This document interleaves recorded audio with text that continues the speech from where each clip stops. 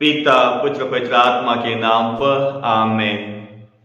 आज के वचन संत लूकास का सुसमाचार अध्याय 19 पद संख्या 11 से लेकर 28 से लिए हुए हैं। और आज के वचनों में प्रभु यीशु हमें ईश्वर के राज्य और हमें दिए हुए वरदानों के बारे में बताते हैं। लोगों को लगा कि ईश्वर का राज्य तुरंत प्रकट होने वाला है और इस पे प्रभु यीशु ने एक दृष्टांत से कुछ बताते हैं।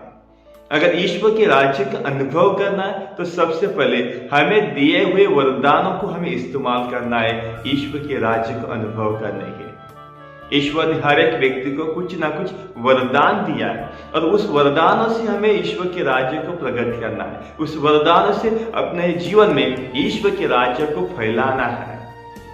ईश्वर के राज्य को फैलाना मतलब ईश्वर के प्रेम, दया, करुणा को फैलाने के लिए आज के सुसमाचार में प्रभु यीशु हमें बताते हैं। प्रभु यीशु ने एक दृष्टांत को सुनाया कि वो एक दृष्टांत बताता है कि एक व्यक्ति, एक राजा परदेश जाने से पहले अपने सेवकों को कुछ सिक्के देता है।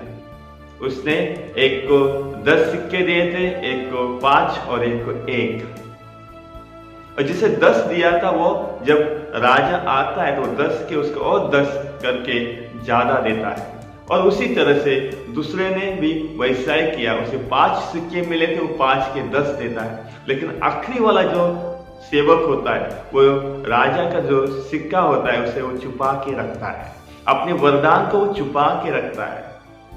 ख्रिस्त में मेरे प्यारे भाई और बहनों, जब ईश्वर ने हमें जो कुछ वरदान दिए, जो कुछ टैलेंट्स दिए, उसे हमें ईश्वर की महिमा के लिए इस्तेमाल करना है। ईश्वर को राज्य को फैलाने के लिए, अपने परिवार में प्रेम, दया, शांति को फैलाने के लिए, ना कि केवल हमारे जीवन में प्रतिष्ठा पाने के लिए, मान सम्मान पाने के लिए, बल्कि ईश्वर के नाम के लिए, ईश्वर की महिमा के लिए।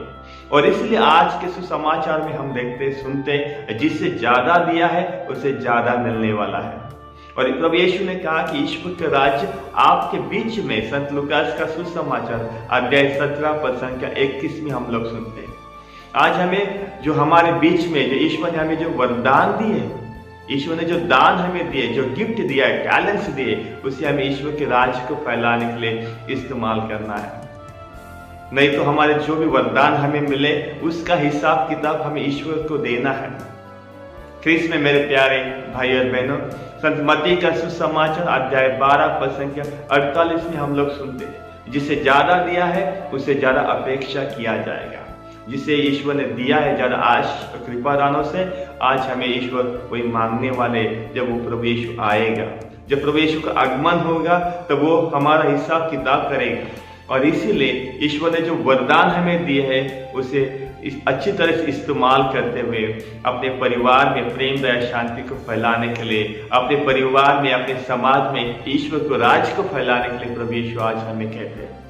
तो चलिए आज के वचनों के लिए हम ईश्वर को धन्यवाद देते हैं और ईश्वर ने दिए हुए हर एक वरदानों को, हर एक टैलेंट्स को अपने लिए, अपने परिवार के लिए, अपने समाज के लिए और अपने देश के लिए उसका इस्तेमाल करें और ईश्वर को राज को फैलाने की कोशिश करें। पिता पुत्र पवित्र आत्मा की बड़ाई होवे, जैसे वह आदि में थे अनंत काल तक सदा रहेगी। आमीन।